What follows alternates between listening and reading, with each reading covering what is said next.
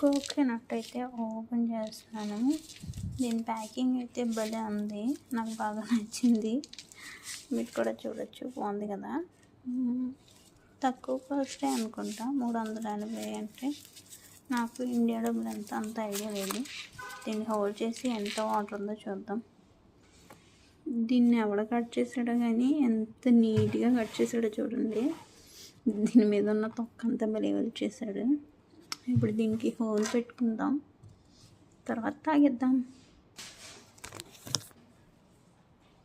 నేనేదో దీంతో కుస్తీ వాడుతుంటే ఇది చూడండి ఏం చేస్తుంది. వచ్చి పబ్రికా యూ వాంట్ కోకోనట్?